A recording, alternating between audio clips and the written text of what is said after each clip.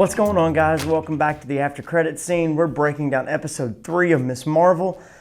Before we get started, make sure to like and subscribe to our channel, hit the notification bell so when we drop new content, you'll be the first one to find out about it, and then share this sucker all across the multiverse. Let's get right to it. I thought this episode was a lot darker in tone, right down to the music right at the beginning of the episode. The ideas and the pacing of this episode was a lot quicker in a lot of ways, but really fit with the first 2 episodes. You know, things are moving very fast, and to get a 6 or 8 episode series in, I really like where this is going. The way it ended up, heading towards potentially going international, going to Karachi and those kind of things. It's going to be very interesting to see how Kamala deals with those things and gets her family to go on that trip. Whether or not that actually happens remains to be seen. But there was a whole lot to break down right at the beginning that gives us a lot more idea of the origin story that Marvel is going with compared to what has come up in the Ms. Marvel story in the past. So briefly going to touch on where that origin story originally comes from, and then talk about what they've given us here in this newest episode, and then maybe kind of make some connections or maybe just go off in a different direction. But obviously in the comics, Ms. Marvel is an Inhuman. Her powers come from a Terrigen mist that gets dispersed all across the city, and her powers are unlocked, that she always had them. It's a totally different set of characters and a totally different type of origin story in some ways than what we get in this Ms. Marvel episode, but I think there's some connections to be made. So if you want to dive into the Inhuman story, there's a lot of great comic books out there and a lot of good origin stories that you can talk about.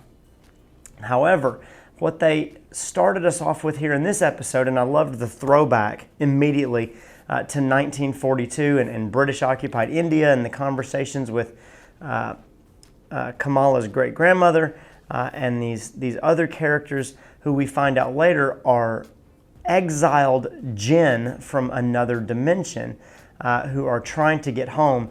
They drop this hint that there are 2 bangles that would get them back, but they only found 1, and they found it on what appears to be, I thought was Kree at first because the character was blue, but I would assume is a jinn character in some kind of temple that has been destroyed. Now, whether that happened right then or it happened earlier and it's just a body that hasn't decomposed or something, they don't really tell you. However, these people, when they reveal themselves to Kamala, are obviously exiled. They are jinn, they're immortal, they've been around for a while, and they're trying to get home. As far as my predictions were concerned, take a little side note here for a second, feel like I was pretty spot on with the fact that these characters who saved her at the end of episode 2 end up turning out to be the bad guys, and an introduction of a big bad here that, while Kamala is forced to deal with them, I don't think is actually going to be the thrust of the show. There's a whole lot of other things coming on here, and some people are going to have to step in, I think, to deal with that instead of Kamala. That Kamala's story is going to focus more on her origin story, her coming-of-age story, who she is and how she moves forward. But there's some powers here, some powers that be, that are going to fight back and forth more so than Kamala having to be the one that deals with it directly. And so, which would also fit in with a teenage story and a teenager feeling stuck in the middle of adults making decisions around them and them having to decide, where do I fit into this, and do I insert myself into it, and if I do, what side do I take, how do I interact with it? And so I think they're still towing a really great line, keeping this metaphor and this storyline intact, and it's going to be really interesting to see where they go from there. Having said that, the powers that be here, these jinn characters on one side, and the damage control characters, who I think are going to turn out to actually be supportive and helpful, is going to be a big point, probably in episode 4, if they don't bounce back and forth, if Kamala and her family go to India, if they don't, if that was just a tease at the end to kind of move the story forward but not actually head that direction. I think damage control and the Jinn are going to have some interactions in some interrogation rooms and some things like that. But back to these Jinn characters and the world that they come from. If this is the origin story that Kamala gets, there is still a possibility that we get some kind of story where this bangle has unlocked some power that Kamala already had in her. I don't think they have to retcon the story or change it in the future to introduce the idea of Inhumans. Kamala and her great-grandmother may or may not have been a Jinn. Her great-grandmother may have been something else. Her great-grandmother could have very well been a Jinn and chose love over and family over something else. And I think the scenery of the wedding and merging these two cultures and merging these two ideas and all those different things really played in very well to what was going on outside of the wedding, and it gave an opportunity to insert some of those ideas into it, particularly with the conversation between Kamala's father and Kamala's brother before the wedding. Perhaps Kamala's great-grandmother was or wasn't a Jinn. I don't think that matters too much, except that Kamala's powers are something that is unlocked because of this bangle, and not necessarily something that the bangle just gives her. I think in that vein, we're still going to get the same type of origin story for Kamala Khan that you get in the comic books, where she has some kind of power inside of her. It is unlocked in some sort of way, but they're going to use that to tease a different type of story in the MCU. And this was the first time, I know they've teased it some with some Comic-Con references in the news media, primarily with Kevin Feige talking about where they're going to go in Phase 4, and it's going to get a little clearer. It dawned on me in this episode with the introduction of these Jinn characters that now we have the Jinn, we have the Eternals, we have the Egyptian avatars that we saw in Moon Knight. We know that the Skrulls are out there. At least those 4 types of characters, in addition to the different multiverses, the different types of characters that are unseen that we were introduced to in Doctor Strange, the Multiverse of Madness. There are a bunch of different types of characters that are living in our world unseen. They are people that look like us, but they are not like us. They have other powers. They are shapeshifters. They are magical. They are immortal, some kind of thing like that.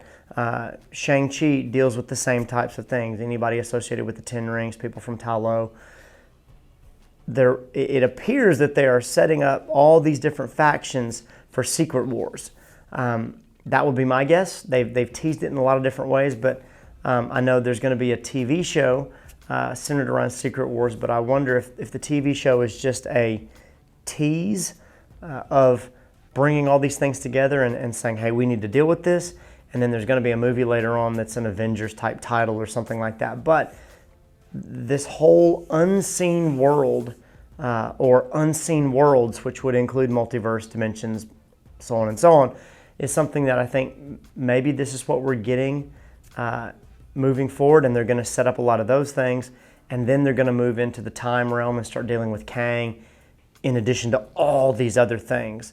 It seems like it would be a very good tie, but it definitely, without any kind of story moving forward or any kind of direction, has the potential to get very complicated. I don't think it will. I have some trust in Marvel, and I think they're going to do a good job with it, but this is the first time my mind went to that and saw something there that I hadn't seen before.